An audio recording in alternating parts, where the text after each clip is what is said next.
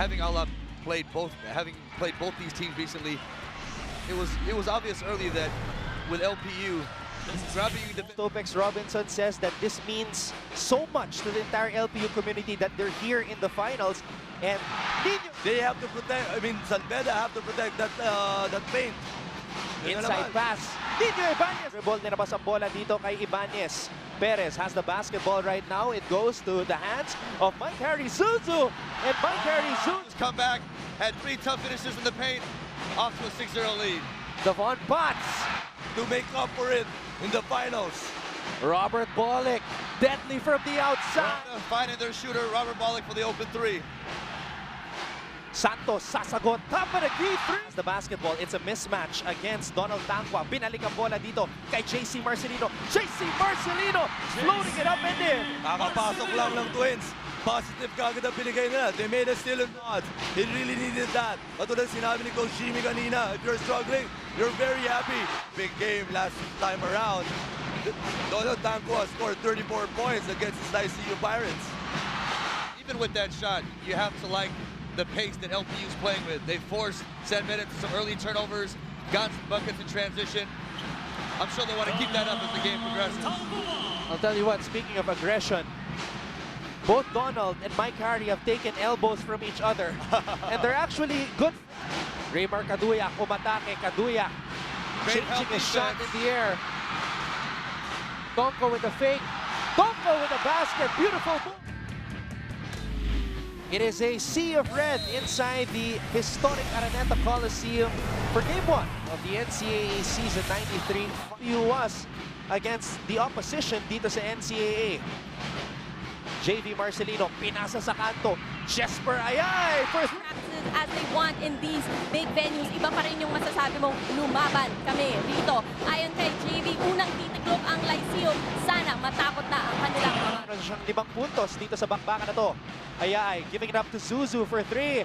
Mike Hardy Zuzu with a 3-point bomb here in the finals. I've seen it all. And we thought LPU was #1 in the league in points in the paint. And yet they do things like this.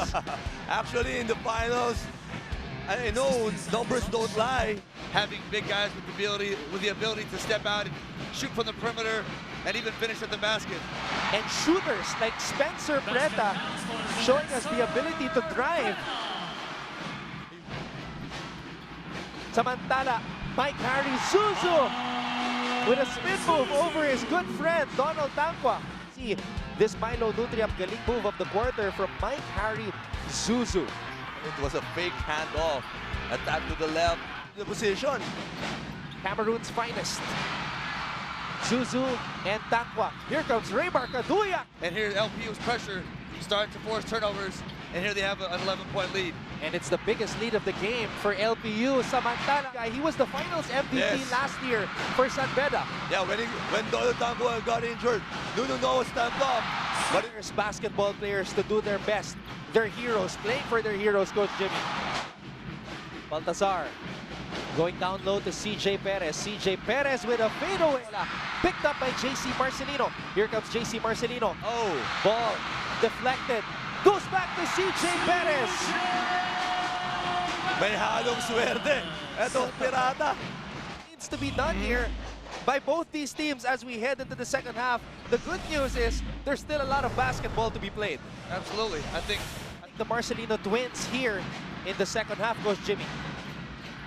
You know, again, I think Coach Topex wanted to get out to a strong, fast pace just by running the floor and getting out in their lanes.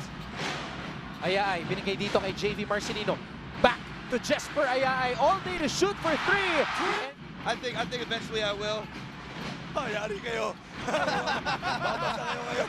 Kasi gusto niya mas mabilis sila eh. And Benedict Adamos is in the game for the very first time para sa mga bedista.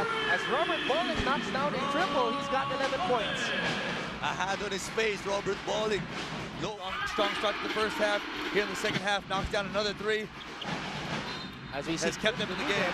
For the Red Lions. Here comes Bolick. Bolick accelerates. Robert Bolick! Trapping, keep on scrapping and scrapping, never giving up on a play. Abuda, binigay ang bola kay Tangwa and That goal right now, they're limiting their turnovers unlike in the first half, which they committed 14 turnovers. Now, nagpapatuloy ang huling kabanata ng ating taonang torneo. Ito po ang NCAA Season 93. Hatid sa inyo ng S&A.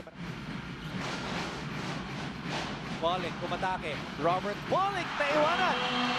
Ito si JC Marcelino. A 5-0 start for the Red Lions. There's still a lot of work to be done. And against the wall, panibagong sitwasyon. Naniniwala ang mga Red Lions na sila ang underdogs. That is why they're hungry for this championship, but so is the MVP. Siege, point of the fourth quarter. Kaduyak with the crossover. Kaduyak with the reverse layup. they quitted on that defensive play.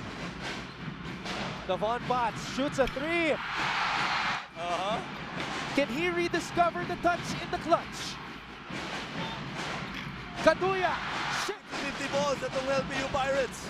This is the 6th deadlock of the contest. Donald Tangwa like a tank down the lane. Bounce now for JV Bocon. Mike Harry Zuzu throws it down. Anchors away in the finals. Mike Zuzu with the monster jam. Mike Harry. And he was under duress. Yes. Robert Bollick over Zuzu. Robert Bollick with a three-point bomb. The bank is open for Robert Bollick. Smelling victory. If San Beda wins this ball game, I'm very curious how. And it is now official. Mr. Fourth Quarter is back.